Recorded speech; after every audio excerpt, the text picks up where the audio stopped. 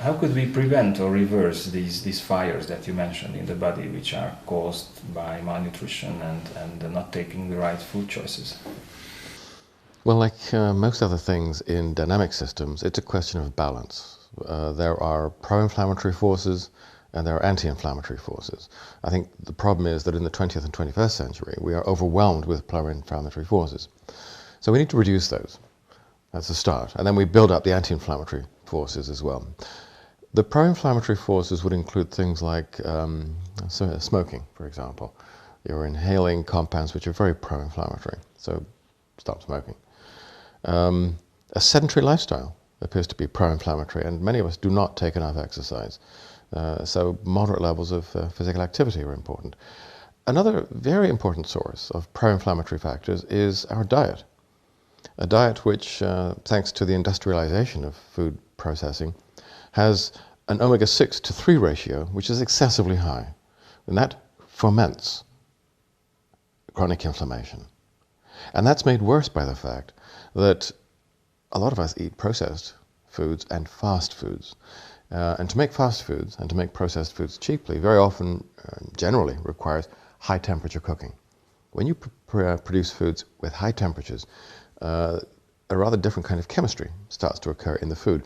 It produces advanced glycation end products and advanced lipoxidation end products called AGEs and ALEs. And so when we eat those, they create pro-inflammatory climate in the body as well. So all of those things, bad. The anti-inflammatory components that we should increase include the beta-glucans, the 1,3,1,6 beta-glucans, which act at the level of the innate immune system, making it more effective, so that infections are less likely to continue grumbling on for long periods of time, which is chronic inflammation.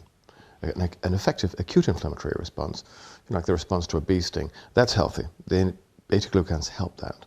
And it prevents or it reduces the likelihood of, as I said, a long drawn-out infection. That's not good.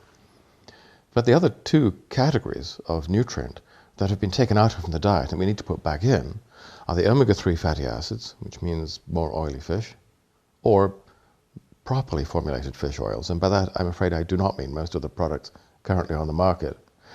And polyphenols. These are the most important other anti-inflammatory components. Now, omega-3s determine a kind of anti-inflammatory climate in the body. The polyphenols give you anti-inflammatory weather. They're acting in the short term. Put the two together and you damp the fires.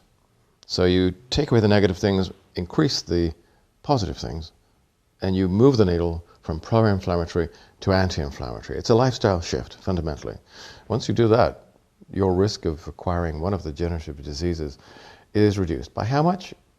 Well, the Victorian data says by over 90%, which means we can close down hospitals and put a lot of doctors out of business.